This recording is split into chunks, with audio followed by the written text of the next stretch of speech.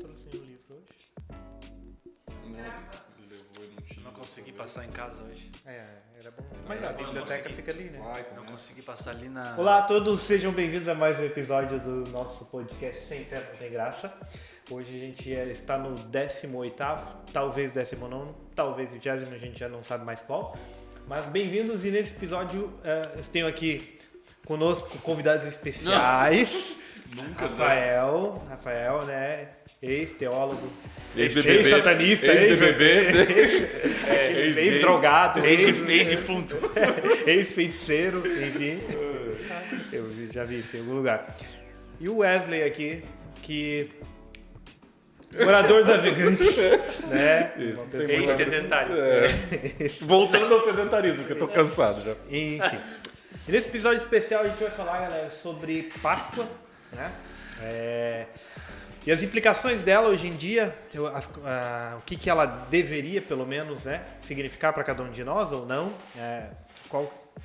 Podemos começar lá pelo contexto primário, que foi quando ela foi instituída lá no Êxodo, com a passagem do povo. E vindo hoje para os nossos dias, o que é essa transformação que ela aconteceu de a gente sair do cordeiro pro coelho, né? Seria basicamente essa transformação que teve durante esses anos todos que a gente passou. Então eu gostaria de perguntar aí pro Bola já sobre a primeira parte, que seria a instituição da Páscoa, né? Lá com o povo do Egito. Deixa que eu começo então. Olha, eu tô surpreso. É que eu só vou falar isso, depois eu não falo mais, tô meio com sono. Ah, tá. Assim, começou lá. Bom, só a maioria, alguns sabem, talvez outros não, mas então eu acho que é pertinente a gente começar do início, né, bem, da tua pergunta.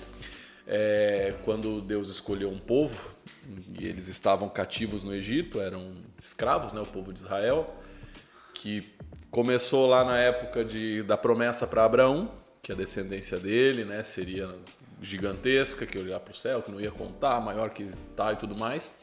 E aí depois de Abraão entra o seu filho Isaac, Isaac gera Jacó e Esaú, e Jacó tem os 12 filhos ali que viriam a ser posteriormente as 12 tribos, junto com os filhos de José, algumas coisinhas ali no meio, mas que basicamente seria o povo escolhido de Deus. Então eles começaram essa geração já vindo de Abraão, que seria o avô, né, de Jacó, é isso? E aí, na época de Jacó, os filhos têm aquele probleminha, José vai vendido para o Egito, acontece toda a história de José, a queda, a ascensão, prisão. José é governador do Egito e ele chama a família dele para morar no Egito. E essa família, numa época de fome, vai morar no Egito. E ali eles são muito abençoados. O faraó dá uma parte boa da terra ali, eles começam a prosperar, a multiplicar e encher a terra. Vai se trocando alguma coisa ali na dinastia dos faraós e os egípcios começam a ver que o povo vai tendo um crescimento um pouquinho acima do que deveria e começa a se sentir ameaçados. Isso é bíblico e é histórico também, né? A gente tem provas disso na história também, não só na Bíblia, né?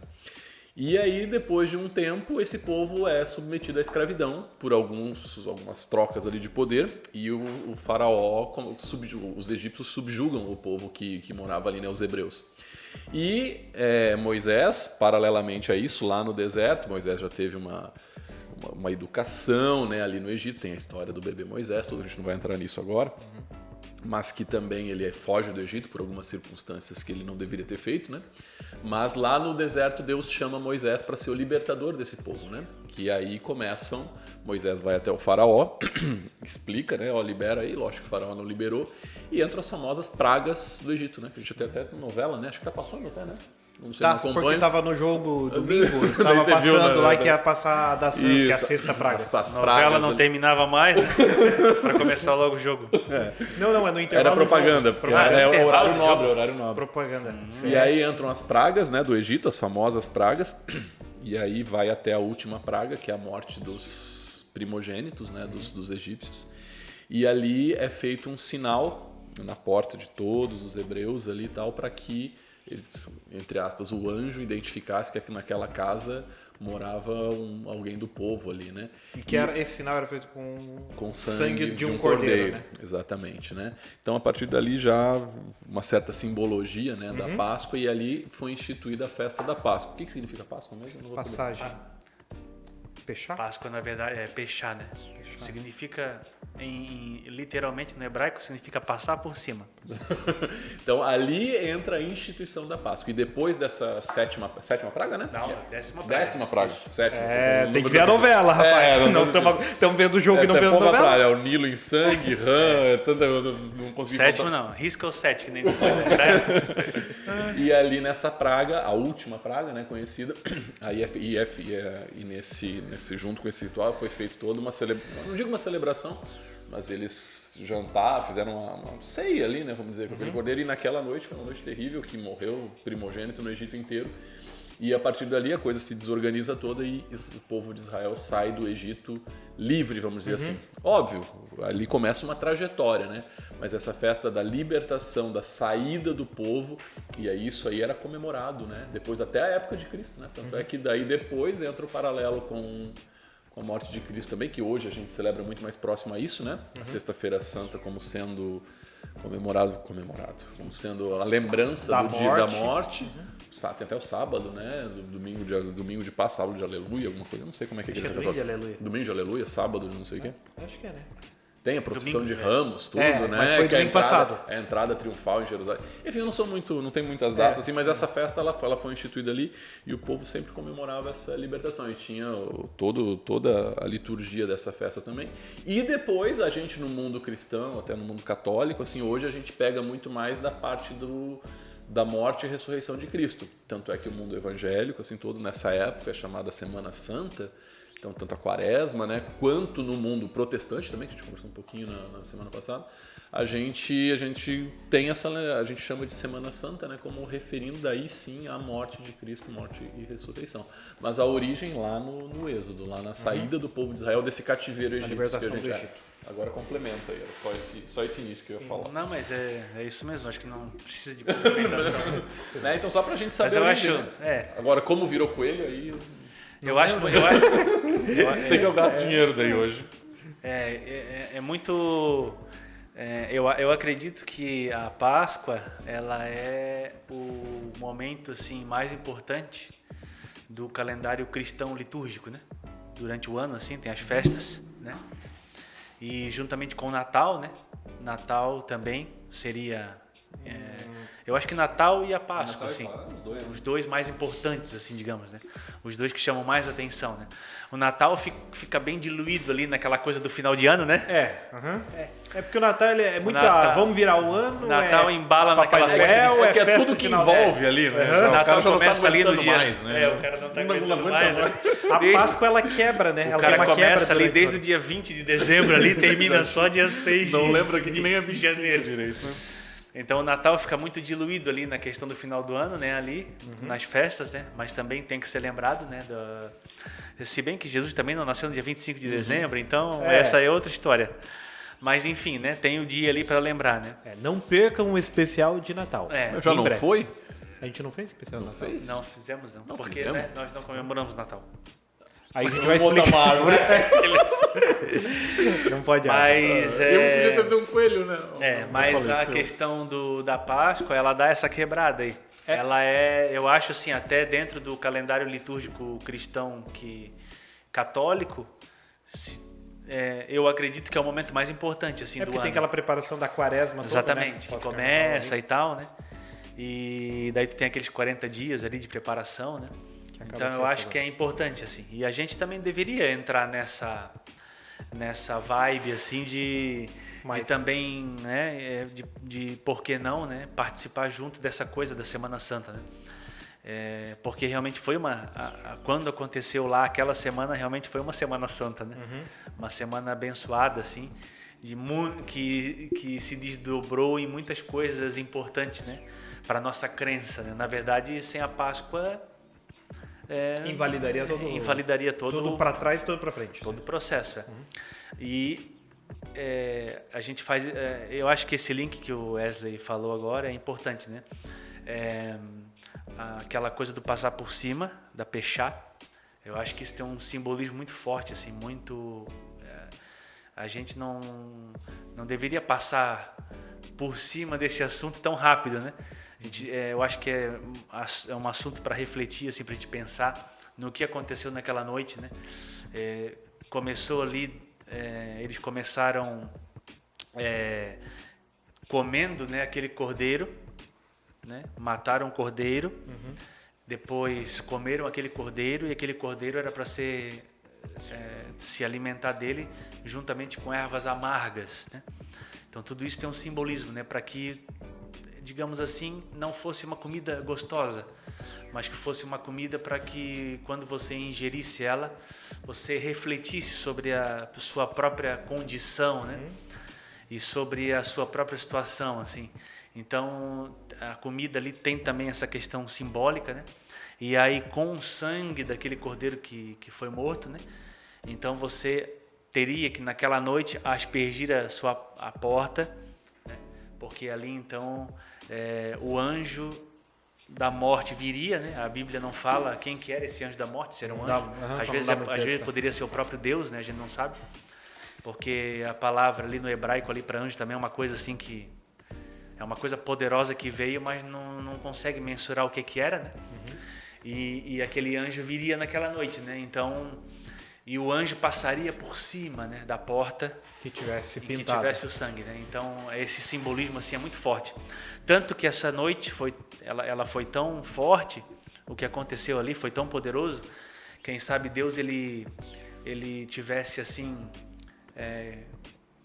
pensado uma coisa e realmente aquilo que ele pensou, eu acho que surtiu efeito, assim, sabe? Que nem quando alguém vai fazer um filme ou alguém vai fazer uma peça de teatro, tu idealiza uma coisa na tua cabeça, né? Vai ser assim, a reação das pessoas vai ser assim, vai ser assado, todo mundo vai gostar desse filme ou dessa peça, mas depois quando acontece, deu aquele boom, assim, sabe? Impacto, a coisa bombou, impactou, de maneira que aquilo ali foi instituído depois, em Êxodo capítulo 12, para todas as gerações e para todos sempre. Aquilo ali ali foi instituído a festa da Páscoa, na verdade, porque não tinha essa instituição antes. Essa festa não existia, ela existiu a partir daquela noite. Então aquilo que aconteceu naquela noite foi muito impactante. Sempre eu acredito que seja bom nós meditarmos no texto bíblico, né? Ali naquilo que o Wesley contou aqui agora, né? Naquela questão ali da saída do povo e como se deu aquela saída, tentar imaginar assim como aquelas pessoas estavam vivendo, o que estava acontecendo, né? Por que aquilo foi tão importante. É que é cheio de simbolismo, né? Muito. Tem o cordeiro aqui, tem o cordeiro lá no Éden, claro. O cordeiro no final. Você imagina o que deve ter passado na cabeça daquele povo, cara. Eles, eles sabiam a história deles. Eles estavam 400 anos, né? Ali cativos no Egito, escravos no Egito. Sim. Então, de geração em geração a história passava. Eles viviam um pouquinho mais do que nós, talvez 120, 130 anos ali. E aí, imagina 4 gerações ali no Egito escravos. Um pouquinho antes, né? Antes de serem escravos. Mas, cara, aí vem as pragas, eles vendo a coisa acontecendo e de repente em uma noite passa sei lá quem, o anjo, não sei, acontece a desgraça que acontece do lado egípcio, vamos dizer assim. Não, imagina o choro que foi aquela noite, o eco, né? De um lado uma coisa, de um lado um sentimento, de outro sentimento. Imagino que naquela noite Faraó deve ter olhado assim, não, vai embora logo, porque nós não queremos mais vocês aqui. Aí depois ele se arrepende lá, né? E aí vem toda a história da abertura do mar e tudo mais, e a morte do exército de Faraó ali. Mas você imagina no coração deles, depois de passar por essa festa, a primeira festa da Páscoa, vamos dizer assim, que foi essa. E aí depois meio que imediatamente saindo do Egito para a liberdade, né, deles, tão sonhado por 4 gerações ali. Você imagina dentro da cabeça desse povo, né, cara? O tamanho do simbolismo do que eles fizeram e aquilo praticamente saindo do simbolismo e virando praticamente uma realidade e depois anualmente aquilo sendo comemorado como um dia também, o Cordeiro e tudo mais. E não é coincidência, mas aqui não tem nada de achismo. Jesus foi crucificado na Páscoa. Ele entrando em Jerusalém, tanto é que Pilatos falou, não, na Páscoa é costume a gente oferecer um prisioneiro aqui, quem que vocês querem, Jesus ou Barrabás? Aí eles soltam Barrabás e tal. Na época de festividade ali, que foi bem a época também que o cordeiro final foi morto ali, praticamente, mais uma vez, consolidando um simbolismo, né? Desde o Éden, do cordeiro, o cordeiro pascual, né? Também a gente pode chamar assim. Ele foi chamado, né, de cordeiro pascual. Exatamente, Cristo. Apontando ali para Cristo. Então, como a coisa foi conduzida nesses anos até a cruz, né? Tendo essa Páscoa. E eu tava vendo aqui no Google, o coelho entrou na história, sabe como, cara? Tem um monte de teoria, teoria, tem umas teorias, né? Eu achei que ele reproduz rapidamente. Provavelmente. Tem uma dessas, tem outra da lebre. Diz que depois do inverno é o primeiro animal que, não sei se você leu isso aí, é o primeiro animal que aparece, né? Nos campos, então simboliza como se fosse a ressurreição das plantas, do meio ambiente. Na verdade, na questão da... Mas enfim, são teorias agora. No paganismo, digamos assim, né? Que seria uma coisa assim totalmente contrária ao cristianismo, por exemplo, o paganismo. Em geral, né? Na verdade, o coelho sempre teve esse simbolismo assim, justamente porque ele se reproduz muito rápido, se reproduz em bando, e a reprodução é rápida, então assim, de repente tem 2 coelhos, de repente tem 100. Não é um bom casal de pets. Não. Então ele tem o coelho tem os coelhos híbridos, né? O coelho tem um símbolo muito forte relacionado à fertilidade, né? Então, o paganismo, a questão dos equinócios ali, de verão, de inverno, né? Que são aqueles 4 momentos do ano, assim, a passagem das estações, isso tem uma importância muito grande para as religiões pagãs, digamos assim, né? Questão da bruxaria, feitiçaria. No Natal muito... lá tem o solstício também. Também tem. Né? Na verdade, foi instituído ali por causa disso também, né? Aí Jesus chegou ali e ficou por ali também, mas tá bom. Tá. Vamos separar. Né? Mas essas estações, assim, essa mudança das estações quando sai porque no caso isso é mais relacionado à questão de como acontece a coisa no hemisfério norte, né? Para nós aqui, como é o contrário, a gente perde um pouco a passada. Não tem a neve. Porque né? lá é quando sai, né, do inverno e tu tá saindo do inverno nessa época. O inverno acaba e na verdade começa a primavera e daí tu começa a caminho do verão, né? Que lá no hemisfério norte é junho, julho ali, né? Até agosto ali. Para nós é o contrário, então a gente fica perdido ali tá com a passada errada. Mas na verdade tem essa coisa assim, acabou o inverno agora, acabou aquela neve, as árvores mortas, aquela coisa, então agora inicia a primavera, inicia esse novo ciclo de fertilidade, de coisas, e daí o coelho surge. E vem o coelho daí. O coelho surge nessa etapa aí. Tem coisas bem bizarras. Ontem a gente estava falando no PG alguma coisa sobre o tema, daí o Dudu até trouxe que tem uma teoria, inclusive, de que no túmulo de Jesus um coelho tinha entrado e ficou, e depois veio essa história. Sim. Tem outro que é uma lebre, que é de uma lenda e tal. Então tem várias coisas. Jesus saiu com o coelhinho no braço, né? Saiu de uma cartola. Não me toques, né? Tô com coelho?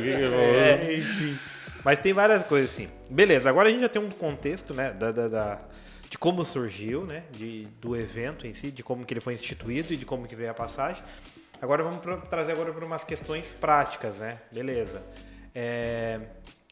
A Páscoa culmina na morte de Cristo, que daí tu se referiu à ressurreição, né? A Sexta-feira Santa, morte e a ressurreição. Morte e ressurreição. Enfim, é o complemento perfeito ali do evento. E aí, pra gente, o que significa essa morte? Por que tinha que ser Jesus? Por que dessa vinda dele e dessa morte? O que significa ou deveria significar pra gente hoje? Porque nós estamos há muitos anos deste evento, né? E qual que é a importância dele hoje ainda? O primeiro ponto, assim, Júlio, que eu acho interessante é que, assim, nós estamos comemorando uma festividade, digamos assim, que ela é milenar, né? É interessante isso, porque muitas coisas já começaram lá no passado e terminaram. Mas nós estamos aqui firmes, né? 2023 Não tão firme, mas estamos aqui. 2023 e agora, no próximo final de semana, nós vamos comemorar a Páscoa. 2024. Né? Natal, né? Vamos comemorar a Páscoa. Então, assim, mais forte do que nunca a instituição, né? A despeito de qualquer coisa, mas mais forte do que nunca. E isso começou em algum lugar, né? Então você precisa remontar o passado para saber de onde que surgiu isso, né? E quando a gente vai voltando, inevitavelmente você vai chegar lá nessa história que nós acabamos de contar, lá no Êxodo, né? Então isso é um ponto importante, assim. Por quê? Porque situa toda essa situação dentro da história da humanidade. Entendeu? Isso aconteceu de fato. Não é uma coisa assim que é assim um homem de ferro, assim, uma história que tu conta, assim. Não. Aconteceu. você pode fazer um retrocesso no tempo aí, até o ponto em que você vai chegar naquele determinado ponto em que por algum motivo, né, aquilo começou. Então isso eu acho significativo, assim, porque existe como, digamos assim, fazer essa comprovação, né? Então esse é um ponto interessante, assim. É algo que nós vamos comemorar agora na semana que vem, mas é algo que já remonta muitos e muitos anos, milênios atrás, e a gente está aqui firme e forte para comemorar agora mais uma vez essa festividade, né? Então isso tem uma força, assim. Não é uma historinha que foi contada em algum lugar e foi passando, assim, como se fosse uma lenda, ou como se fosse, assim, um conto de fadas, digamos assim, né? Não, é uma instituição forte, tá segura, tá firme, marcada, e você pode voltar no tempo até a sua origem, né?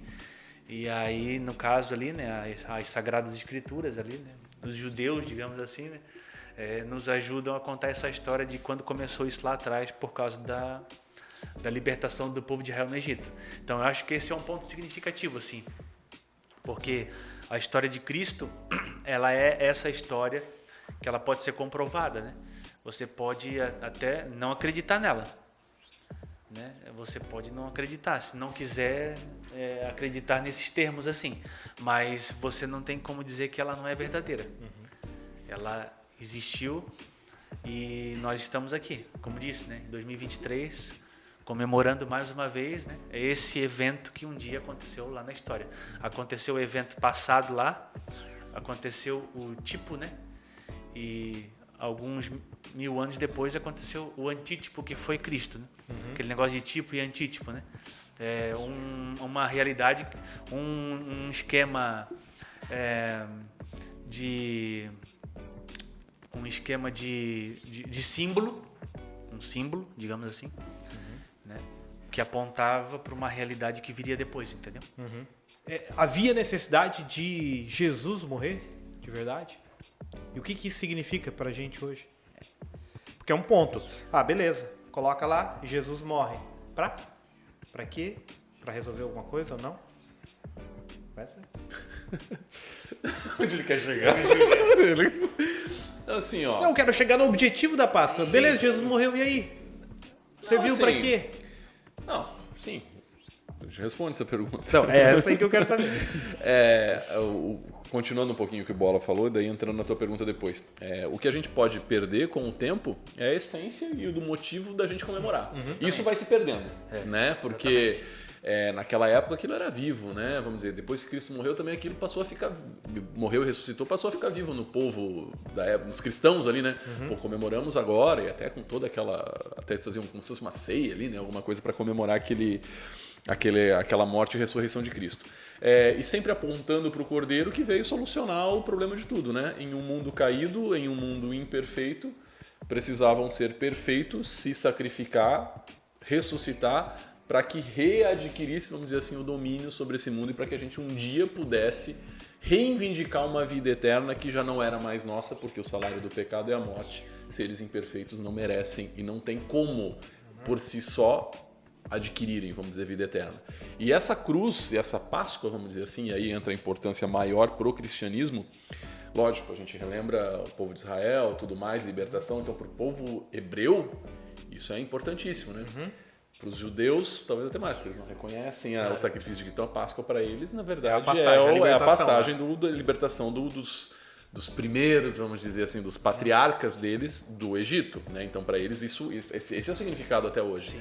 Para nós, como cristãos, nós temos esse significado, mas também apontando, como o Rafael falou, para o Cordeiro, que veio aí sim, a gente até, de certa forma, pode entender esse Cordeiro do povo de Israel, um Cordeiro real, mas também simbólico, apontando para a cruz, que um dia seria o Cordeiro de Deus que tira o pecado do mundo. A Bíblia diz isso, né? Então, assim, esse sacrifício na cruz de uma sexta-feira ter tido uma morte e num domingo ter tido uma ressurreição é a finalização de um plano, concretização de um plano de salvação. Óbvio, sem a ressurreição de nada adiantaria a morte, Tanto é que Satanás ele deve ter ficado um pouquinho, morreu e agora o que vai acontecer? Mas Cristo ressuscitou no domingo de Páscoa, né? Como a gente tem hoje na tradição. E também na época, né? Literalmente, faleceu, morreu numa sexta, ressuscitou no domingo. E justamente essa ressurreição praticamente colocando um ponto final. Não no nosso sofrimento. O nosso sofrimento vai continuar. Enquanto esse mundo for mundo, nós continuaremos nele e sujeitos ao que vai acontecer aqui, deixar de acontecer, aos sonhos, às frustrações, enfim. Isso vai continuar acontecendo. E às vezes a gente vive independente, né, disso. Não vai mudar nada na minha vida.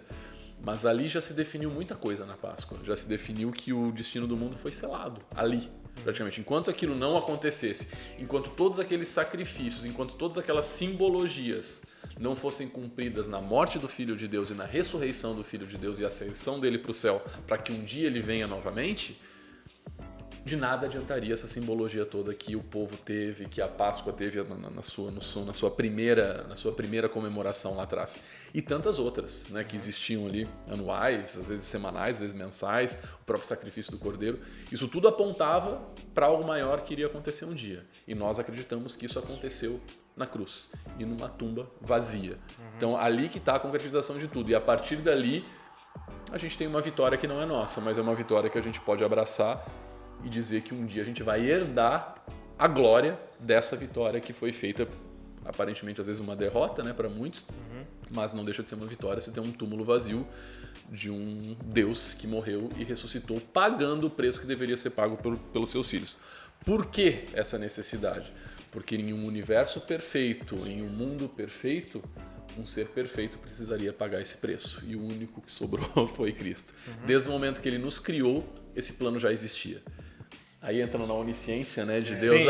Para que nos criou? Não vamos entrar nesse assunto de novo, porque a gente não vai chegar em lugar nenhum. Porque a gente não vai conseguir explicar, né? Então não adianta. Mas desde o momento que nós fomos criados, Deus já tinha esse plano. E esse plano só foi concretizado aos olhos de todo o universo invisível que a gente tem. E esse plano foi criado, foi estabelecido e executado na Páscoa. E a partir dali não há questionamento. A vida eterna ela está garantida. Não é uma coisa assim, será que vai, será que não vai ter? Todos aqueles que escolherem estar desse lado terão, pelos méritos de Cristo na cruz, a vida eterna. Ponto. Esse é o grande significado da cruz para os cristãos, que creem no ministério, vida, morte e ressurreição de Jesus Cristo. E creem numa esperança pós-tumba, vamos dizer assim, que um dia ele voltará para recuperar tudo que foi perdido, para extinguir tudo que tem que ser extinto e para que a gente viva eternamente. Vamos levantar e... Por isso, ao som do CD, coloquemos em pé. Enquanto sonete... Você demorou! Essa é uma piada muito exclusivista. Muito. Exatamente. Desculpa. Júlio, eu acho assim, ó, que... Você que lutou e lutou. Na verdade, assim, por que as coisas foram desse jeito? Por que tinha que ser Jesus e tal? Na verdade, a gente não tem, assim... o porquê dar algum tipo de palpite, assim. Eu acho que não deve ser, eu acho que é. Não. Podia ser outro. Foi sorteio. Não gostei, acho que tinha que ser outra pessoa. Na verdade, assim, a gente não tem absolutamente não existe nenhum sentido em relação a gente entrar nesse mérito, porque na verdade, assim, ó, a gente volta, para entender um pouquinho disso, a gente tem que voltar de novo naquela questão do lado da revelação. Por que é assim? Porque Deus revelou para nós que é assim. É isso, entendeu? Se Deus não tivesse se revelado para nós não saberíamos nada a respeito dele. Foi uma escolha dele se revelar. Ele se revelou, ele quis se revelar.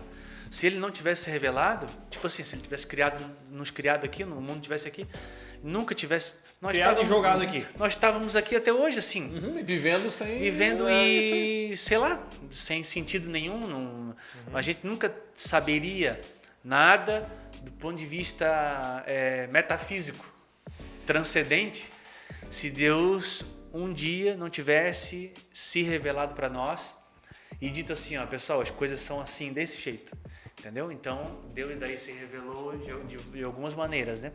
Se revelou de maneira natural, através da natureza e da consciência. Deus escolheu fazer a coisa assim. Então, as pessoas, elas têm essa noção, através da natureza e da consciência, né, de que cada um tem já.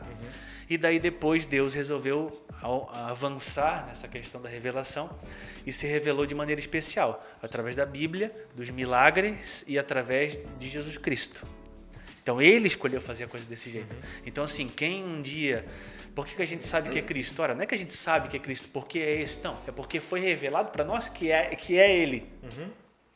Não é porque assim, não, porque eu achei que era Ele, é engraçadinho Ele. Não, é porque foi revelado para mim que era Ele.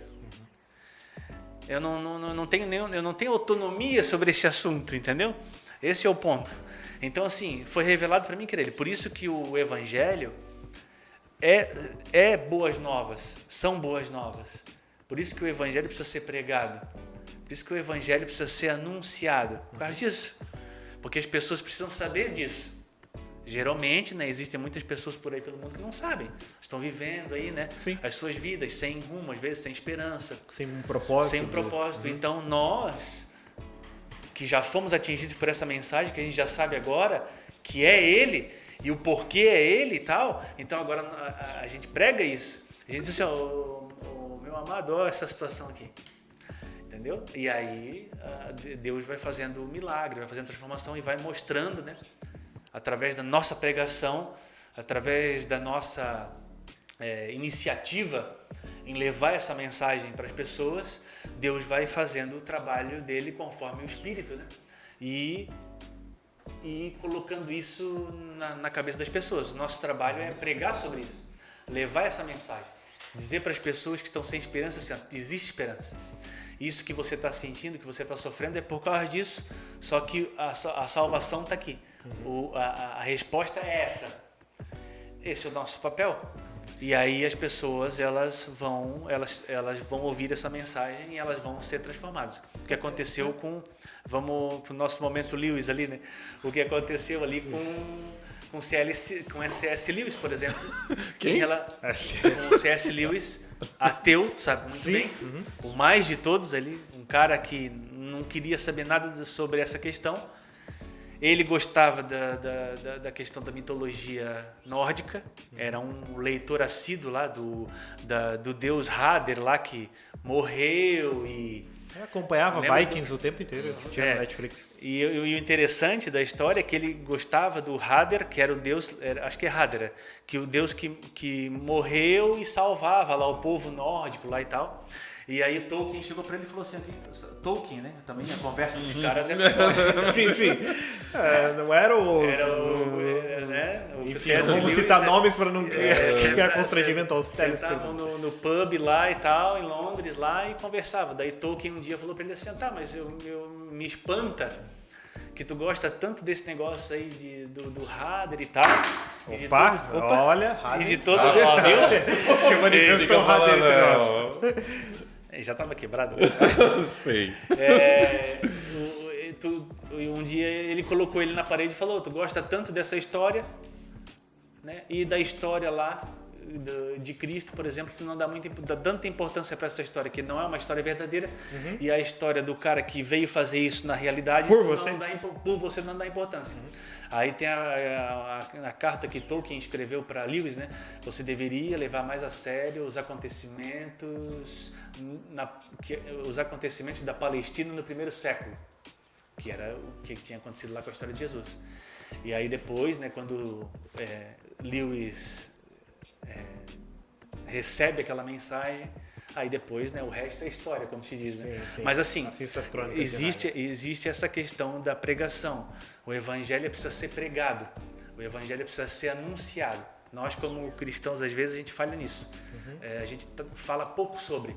A gente tem que anunciar mais. A gente tem que pregar. As pessoas estão precisando dessa mensagem. A gente está tímido em relação a essa mensagem, achando que ela está fora de tempo. Contexto. O contexto hoje está... Essa é uma coisa assim que, quem sabe, não está cabendo tanto. Sabe assim? A gente está tímido. Hoje a gente está sendo bombardeado por inúmeras informações e tal, né? A gente vai no mercado aí, a galera aí esfregando ovo de Páscoa na nossa cara e fala de coelho, fala de coisa, e às vezes passa a situação toda e a gente tímido numa situação, entendeu? E essa é a melhor época do que essa, né, para aproveitar Exatamente. uma oportunidade, até porque assim, Cristo teve que vir para acabar com a morte, nada melhor do que quem tem vida para acabar com a morte, né? Que era o próprio Jesus. E esse sacrifício, muitas vezes, acaba acontecendo justamente isso. Ele acaba ficando só como uma história pra gente, né? Acaba só ficando como um lembrete de que em algum momento aconteceu, mas ele não reverbera no nosso dia. E acho que essa história de Cristo é uma metáfora muito boa também, se a gente quiser utilizar como metáfora para a vida, porque foi uma vida onde ele viveu servindo a Deus, viveu servindo a humanidade aqui. Sim. Há um momento de desesperança onde ele morre na sexta-feira. Eu imagino que para aqueles seguidores ali foi um baque gigante, né? Para aquele que trouxe vida para tantos, morre na sexta-feira. E eu, realmente, igual o Wesley falou, eu acredito que naquele instante ali para Satanás foi opa, eu acho que deu certo, eu acho que eu venci. Acho que demos um tiro certo. Exatamente, opa, a estratégia deu certo. De repente, 2, 3 dias depois, no domingo, ele ressuscita. Então, numa conta rápida, 2 dias. De 2 a 3, né? Dependendo do horário certinho ali. Então, no domingo ele ressuscita, ou seja, traz a esperança novamente, né, para o coração. E dali, aquelas pessoas que seguiram ele, imagino como que ficou o coração delas. Numa sexta despedaçado, né? E de repente no domingo eles estão com a vitória, né, no nome de Cristo garantida. E aí entra realmente o papel da graça, né? Se Cristo não morre, não existia chance de salvação para nenhum de nós. Então, era isso que ele queria de resposta. Oi? Era isso que você queria de resposta. Mas que vocês já brilhantemente já tinham falado anteriormente, que era isso, assim. Se ele não morre, não existia chance de salvação. E a vida toda, de todos que vieram depois, perderia o propósito. E aquilo que foi quebrado no Éden, nunca mais seria restaurado, né? O apóstolo Paulo já falava isso, né? Em 1 Coríntios 15. Se Cristo não ressuscitou, vã é a vossa fé. E ainda aqueles que dormiram em Cristo... Eu estou concordando, mas não sei se é esse verso. Tá? Não, o verso existe, não sei se é 1 Coríntios 15. Então, eu estou concordando com o verso só. Não, mas vã é a vossa fé. Se não é por ali. Tá na Bíblia. Tá na Bíblia. Paulo, é entre Romanos e 2 Tessalonicenses. Abre ali assim, o Novo Testamento, põe o dedo assim. Que Deus te revelar. Se Cristo não ressuscitou, vã é a vossa fé. Né? E vocês ainda estão mortos em vossos pecados, né? E os que dormiram em Cristo estão perdidos. Ou seja, lascou-se, tipo assim, né? Se aquilo não aconteceu, né? Mas graças a Deus que aconteceu, né? Cristo sofreu ali, né? Naquelas horas terríveis ali. Por isso que ainda tem essa coisa, né? Daquilo que eu falei, de ter comido aquele cordeiro ali com aquelas ervas amargas, para você colocar aquele cordeiro na boca e comer aquilo, né? Porque o cordeiro é uma carne doce, né? Mas quando você comia com aquelas ervas ali, negócio meio Masterchef assim, devia dar um sabor assim esquisito, né? Tinha um nome, né? Era parecido com isopor, era isopo, sei lá, era um nome, isopo, não é assim, né? Então, e Cristo passou por isso, né? Ele passou por aquele amargo, né? Aquela situação ali dele com os discípulos ali, né? O que ele sofreu no Getsemane, né? E tem um detalhe, cara, desse aí que era o cordeiro, depois ele tinha que passar uns dias na casa, né? Eles tinham que escolher um cordeirinho e ele passava uns dias convivendo ali com a família, eu não lembro quantos agora, eu só lembro que passava alguns dias. E depois eu fiquei pensando que esse cordeiro passava alguns dias ali, inevitavelmente, principalmente quem tinha crianças, as crianças se afeiçoavam a ele, porque era do dia a dia. E esse cordeiro teria que ser morto depois. Aí os pais matar ali, acho que era meio da cultura, acho que não sentiam tanto mas assim. Mesmo assim. Agora pensa matar e a criança sofrendo. Você já viu um cordeiro sendo morto? Não, Deus o livre. Se eu tiver que ver um bicho... bem diferente de um porco, por exemplo. Um porco faz um escarcéu do caramba. Você vê assim, aquele, né? Isso é comercial no Brasil hoje, não é? Mas um cordeiro, cara... eu sei porque meu avô tinha carneiro no sítio, de vez em quando tirava a lã, né? A lã era legal, né? Você tava lá e tal, beleza. Mas quando, cara, até depois de um tempo, quando ele ficou mais de idade, ele decidiu não ter mais. Mas o cordeiro, quando você mata, ele não faz um barulho. Eu nunca fiquei perto, mas às vezes contava assim que ele ficava meio que olhando. Cara, é uma situação assim... Aí, lógico, podia fazer parte da cultura. Mas mesmo assim, cara, não era uma coisa pro povo. Porque quando ia lá e não tinha. Escolhiam lá e pá. Agora, quando ele passava durante o dia, ele via tudo aquele no convívio ali. Imagina a dor. E eu acho que até nisso Deus com certeza deve ter pensado em algum detalhe para entender a dor. E era um animal que simbolizava praticamente tudo para eles, assim, na questão de rebanho, né? Porque do cordeiro eles tiravam leite, a carne, a lã, meio que tudo. Então era subsistência, assim. Então tem todo um significado, lógico, que não chega nem aos pés do que foi Cristo, mas talvez o que fosse mais perto do cotidiano do povo para apontar para isso seria isso. E aí tinha as regras, né? Igual você falou, tal, o tipo do cordeiro, a maneira, tudo perfeito, tal, o mais perfeito possível. E simbolizando toda essa estrutura. Mesmo assim, ainda não chega nem aos pés do que ia ser. Mas o povo tinha um grão de areia, assim, vamos dizer, do que seria um dia. Né? Sim. Depois tem a questão da Santa Ceia também, que é um evento pré-morte de Cristo ali também, que daí ele já trouxe outro simbolismo, né? Que é o pão e o vinho. Ali ele instituiu, né? Vamos dizer, uma celebração que a gente tem até hoje, né? O pão e o vinho. Até hoje em dia, eu lembro que até a escola que minha filha estuda, na Páscoa, não sei se esse ano eles vão dar, se quiserem dar, eles davam pão. Homeschool, convidamos vocês a ser patrocinadores. Eles dão pão e um suco de uva. Como se fosse. Porque também a Santa Ceia ocorreu. Sim. Véspera de Páscoa ali, né? Tudo junto. Dali já foi, né? Cristo entrou. Faz parte, né? Faz parte de toda a celebração de Páscoa. Então, muitas igrejas evangélicas fazem uma Santa Ceia comemorativa, alusiva, né? Sim. Ao que aconteceu. E nada mais próprio, porque a Santa Ceia instituída ali, principalmente, representa o pão, o corpo e o suco de uva, vinho, enfim, cada igreja tem o seu termo ali, como sendo o sangue de tenha vinho ou suco com o sangue de Cristo, e junto com essa simbologia toda, Cristo lavou os pés, o discípulo ali e tal, e tanto é que ele diz ali ao partir o pão e participar disso, que ele não mais participaria disso até que um dia todos no céu estivessem juntos, participando lá no céu, assim, de uma ceia lá. Então é tudo meio que junto ali, essa simbologia toda, não só o cordeiro, ali o pão e o vinho, o suco, o vinho, apontando para o corpo e sangue de Cristo. Aí sim, apontando para a morte mesmo, que aconteceria dia depois, né? Dias depois. Agora, eu lembrei de Isaías 53 aqui, né? Baseado nisso que o Wesley falou. E todos nós, né, nos desviamos como ovelhas e deixamos os caminhos de Deus para seguir os nossos próprios caminhos. No entanto, o Senhor fez cair sobre ele os pecados de todos nós. E aí o verso 7 diz assim, né? Ele foi oprimido e humilhado, mas não disse uma só palavra, e como um cordeiro levado para o matadouro, e como uma ovelha muda diante dos seus tosqueadores, né?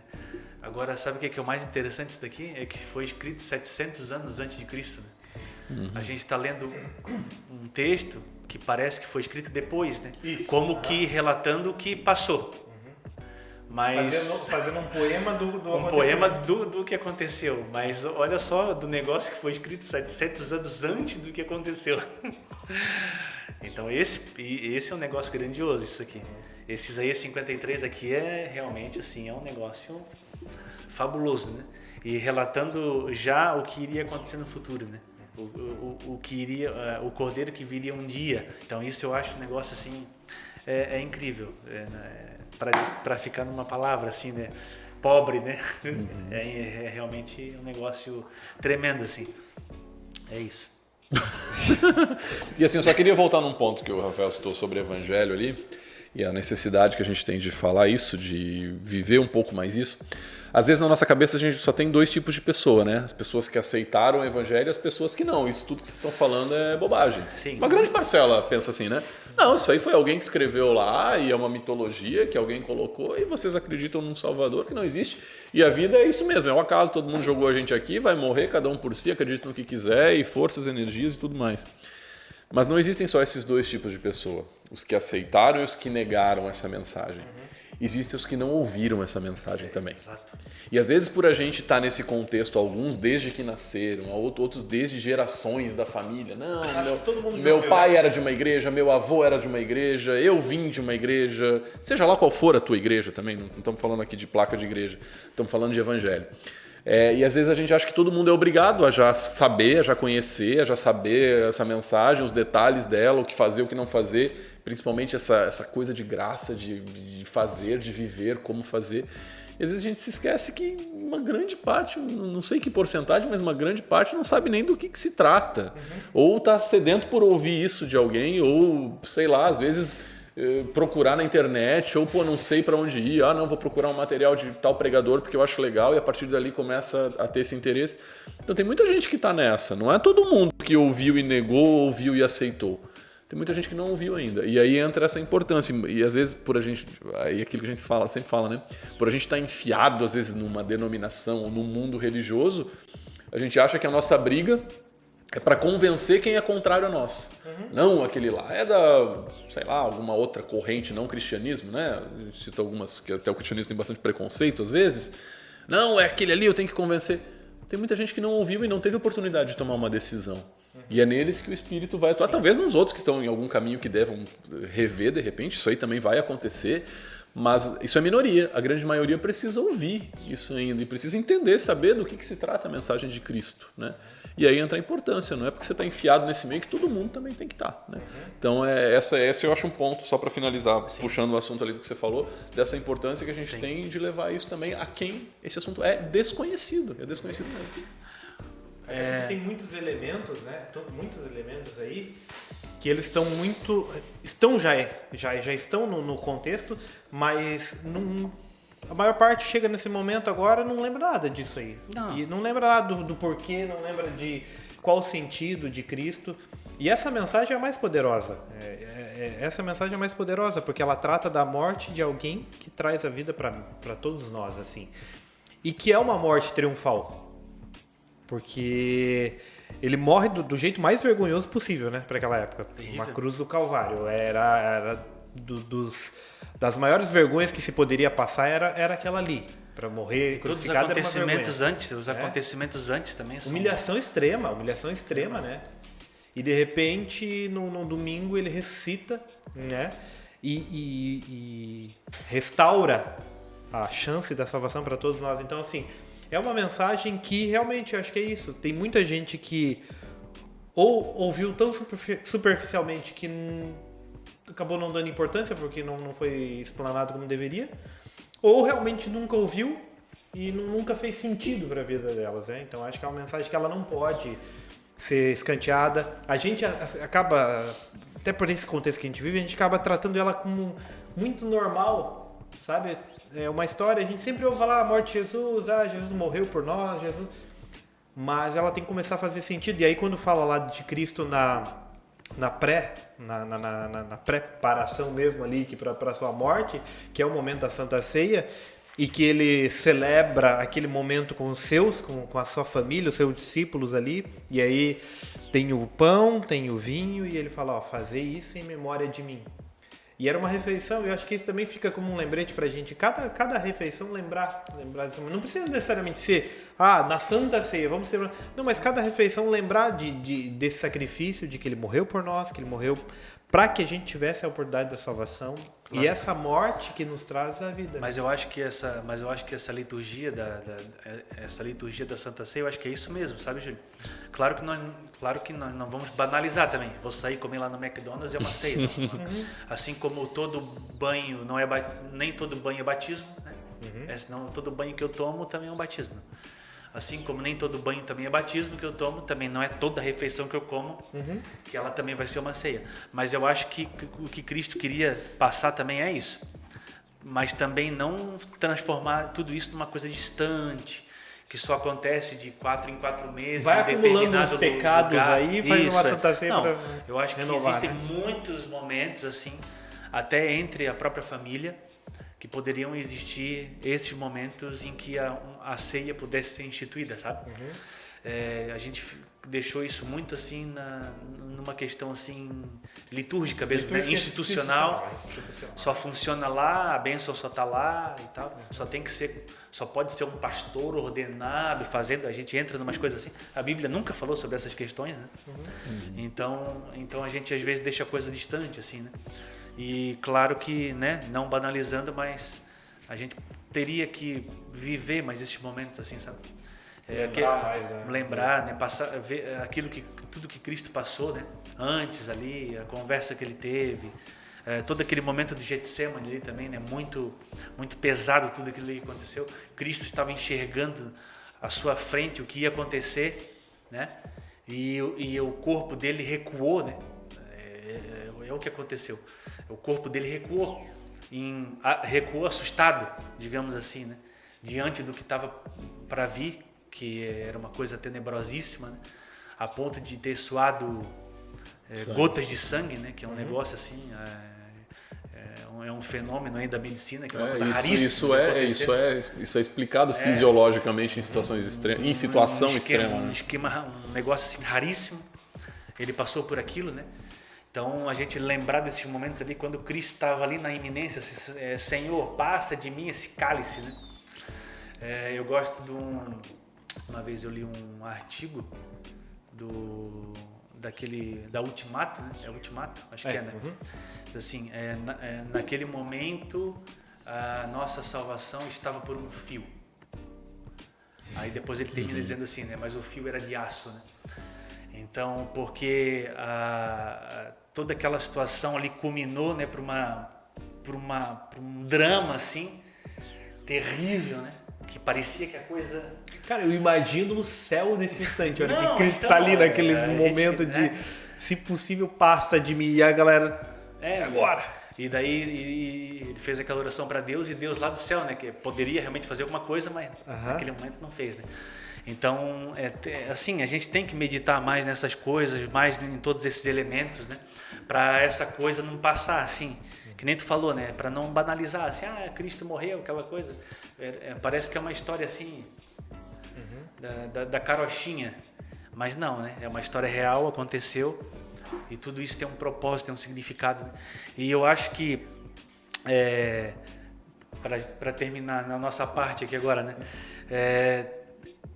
Existe uma coisa muito, muito importante, que a Escritura traz isso, e a gente usa isso muito pouco e fala sobre isso muito pouco, que é relacionado à questão da culpa. Porque assim, nós somos culpados, né? Por isso que aconteceu. A Bíblia traz isso. Aqui em Isaías 53, a gente acabou de ler, fala assim, todos nós nos desviamos como ovelhas e deixamos os caminhos de Deus para seguir os nossos próprios caminhos. O verso antes diz assim, por causa da nossa rebeldia, ele foi esmagado por causa dos nossos pecados, né? Sofreu para que nós fôssemos restaurados. Então assim, nós temos culpa. A culpa e hoje a sociedade hoje, ela é uma sociedade assim que ela sente culpa de alguma coisa. As pessoas se sentem culpadas, as pessoas se sentem com responsabilidade de alguma coisa relacionada à sua própria vida, ou alguma coisa assim que as pessoas estão em depressão e várias coisas. Aquele livro lá que é O Demônio da Meia-Noite, que fala sobre depressão, do Andrew Solomon. Já leu esse livro? Não. É um livro fantástico, assim. Fantástico. Chama O Demônio do Meio-Dia. Eu falei Demônio da Meia-Noite. Da Meia-Noite. É o da Meia-Noite. O Demônio do Meio-Dia, de Andrew Solomon. É um livro sobre depressão. E ele trata... um compêndio assim, sobre depressão, um negócio incrível, assim. E ele fala nesse livro sobre essa questão da culpa. As pessoas são e se sentem culpadas, né? E não sabem de onde que vem essa culpa. Então assim, nós somos culpados sim, só que Cristo ele vem e tira a nossa culpa. Então a mensagem do Evangelho, essa mensagem da Bíblia, essa mensagem de salvação, ela é poderosa por causa disso, porque ela tira de mim esse fardo. Eu me sinto responsável pelas coisas, todas as merdas que eu já fiz na minha vida, né? Todo mundo fez merda o suficiente para chegar no momento da sua vida e dizer assim, cara, tem bastante coisa, né? aqui. Tem, e agora, entendeu? Então, o que eu acho maravilhoso assim, dessa mensagem é que Cristo ele vem e ele tira essa culpa, entendeu? A culpa, ela existe, mas a culpa é depositada sobre ele. Então essa é a coisa. Ele é o Cordeiro Pascal, ele é o Cordeiro Substituto, entendeu? A morte era para vir sobre aquelas pessoas, mas as pessoas que aspergiram sangue nos umbrais das suas portas, a culpa foi tirada daquelas pessoas e foi colocada sobre o lombo do Cordeiro, vamos dizer assim, né? Então assim, e isso, Júlio, isso continua sendo uma realidade hoje, entendeu? Essa mensagem ela é mais atual do que nunca. Ela continua sendo atual, ela continua sendo importante, ela continua sendo relevante. Ela só não está, às vezes, assim, parece fazendo muita diferença na sociedade por culpa nossa. Porque a gente está deixando que essa mensagem poderosa, ela seja e esteja diluída com um monte de coisa, assim. Aí a gente vai juntando, vai fazendo sincretismo religioso de um monte de coisa, assim, sabe? E a gente não prega, não está pregando, não está levando essa mensagem maravilhosa de salvação para as pessoas que ainda precisam, sabe? E necessitam. As pessoas estão aí, elas estão precisando. Elas estão precisando que alguém tire esse fardo das costas delas. Porque a gente não tem como resolver isso. A gente já falou sobre isso outras vezes, né? A gente falou sobre no nosso podcast sobre a graça, sobre isso, sobre aquilo. Simplesmente, quando a gente chega nessa situação, a gente não tem como resolver. Então, essa mensagem de salvação, ela precisa atingir essas pessoas aonde elas estiverem. Nos atingiu. Né? Se eu hoje consigo levar minha vida para frente, se hoje eu consigo, assim, a despeito de tudo que já aconteceu, se eu estou aqui hoje e consigo ter fé no futuro, é por causa de Cristo, das coisas que Ele fez. Senão eu já sei lá o que já teria também morto em algum lugar aí, nem que fosse espiritualmente morto, mas sabe assim? Então, se eu ainda estou aqui e se eu ainda tenho esperança de chegar em algum lugar, isso tudo é por causa do que Cristo fez e da esperança que Ele traz, né? Então, a música do Gaither, né?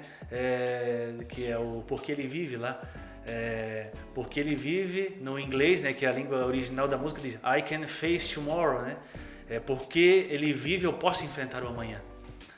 Porque senão eu não tenho esperança, acabou. Não existe amanhã, né? Não existe. Entendeu? Então, a gente está pecando como cristãos, né? Em relação a essa mensagem. A gente está sendo negligente em relação a essa mensagem e as pessoas, elas estão aí. E a gente acha, né, que até existe amanhã, mas é uma manhã muito frágil, muito fácil de ser levado, muito fácil da gente se desapontar, muito fácil de vir uma tempestade e a gente desistir da vida, porque aquilo está baseado em algo superficial. E é um mal dos nossos dias, assim. Eu acho que a gente tem os dois lados, né, da Páscoa, do Natal, dessa mensagem, às vezes está entranhada em muitas mensagens paralelas. Isso é muito bom por um lado, porque a gente tem uma introdução a algo profundo, né? Sim. A Páscoa, não. E a gente, não, é chocolate, é coelho. Não, mas é a morte de Cristo, tá? Talvez desperte uma fagulhazinha. Não, mas o que foi? Ótimo isso. E por outro lado é ruim, porque, beleza. Mais um misturado com coelho com chocolate ali. Natal, mais uma árvore de chocolate, mais uma árvore de Natal. Então o que é um prato cheio tanto para os críticos, né? Não, porque misturou com não sei o quê. Esse não é o objetivo. Nós não vamos brigar contra o mercado aí, contra o capitalismo. Ninguém quer morte dos coelhos. Não. Vamos sacrificar e vamos tacar fogo nas árvores de Natal. Não é essa a discussão. A discussão é no que cabe a nós fazermos, extrair essa mensagem o mais profundo possível que ela seja levada. Mas tem o objetivo também de acender um quezinho lá, poxa. Uma dúvida, exatamente. Uma curiosidade. Mas o lado ruim, vamos dizer disso, é que às vezes isso entra junto no pacote ali e às vezes a pessoa acha que aquilo ali... Aí entra a grandeza da gente falar para os desinformados, da gente viver para quem não conhece ainda, né? E em relação à cruz, se a gente parar na cruz em si, na sexta-feira foi uma baita de uma derrota. Porque foi a maneira mais humilhante de tudo ter acontecido. Sim. Tanto é que os discípulos, os seguidores, os espectadores, porque tinha muita gente de olho para saber o que ia acontecer com aquele dito Messias. Agora quero ver. Isso. Eu acho que a grande maioria era desses. Deu uma passadinha lá para ver, morreu mesmo. Se não morreu, sim. Exatamente. É isso. Vamos ver o que acontece com ele aqui. Todo mundo desanimado. Imagina como foi o sábado. Eles guardavam o sábado naquela época, do pôr do sol da sexta ao pôr do sol do sábado. Imagina como foi o sábado daqueles que viveram ao lado de Cristo, muitos deles acho que, diziam que era o Cristo, mas, olha, ele viu, morreu ontem. Morreu mesmo, está enterrado ali. Sim. Seria mais uma morte. Não era incomum, tanto é que 2 morreram do lado dele também ali. Não era incomum acontecer aquilo. Da maneira como foi de Cristo, quem sabe foi pior até, pela humilhação que foi gerada na situação toda ali. Mas aí entra o domingo, aí entra a Páscoa. Não que isso não é motivo nenhum de santificar esse dia, pelo menos a gente entende assim, mas a grandeza da ressurreição no dia que foi, da maneira como foi. Ali você tem a esperança. Não terminou numa cruz. A cruz foi, vamos dizer assim, a maior vitória embutida numa derrota, vamos dizer assim, ou vice-versa, né? Se der para entender isso. Porque foi uma desgraça de humilhação, foi um dia, acabou para todo mundo, e foi uma vitória no terceiro dia, na ressurreição de domingo. Então, assim, o misto de sentimentos do que foi a sexta para o que foi a Páscoa, a ressurreição, é que nos dá essa vitória. Você vê algo rápido, de 2, 3 dias ali, que virou de uma decepção na maior vitória que a gente tem como cristãos. E é essa a grandeza dessa mensagem. Não foi algo simples isso acontecer. Vai lá, acontece. Foi algo sofrido, tanto é que humanamente acho que Cristo não encararia isso. Ele buscou forças do alto até pensou em desistir, acho que deve ter passado pela cabeça dele. Com certeza. Mas ali ele suportou o peso do universo nas costas dele para que a gente tivesse essa oportunidade hoje, né? Essa é a grandeza da mensagem, não é uma mensagem de um coelho. Não. Tudo bem, o coelho pode despertar para isso, né? Os símbolos que estão envolvidos ali. Mas não é tão simples como a gente às vezes empacota isso, né? Ali muita coisa aconteceu. Não é tão fofinho que nem um coelho, Exatamente, né? Foi um pouco mais complicado. Bom, então esse episódio era isso. Para você que acompanhou até o final. Se esse episódio for antes da Páscoa, Feliz Páscoa. Se não, fica para Feliz Páscoa do ano que vem, talvez, né? Enfim. E que a gente não esqueça dessa mensagem da morte de Cristo por cada um de nós. Amém. Rafa, obrigado por ter participado conosco. Estamos aí. Wesley, vou te mandar aqui no WhatsApp. Valeu, gente. Um abraço.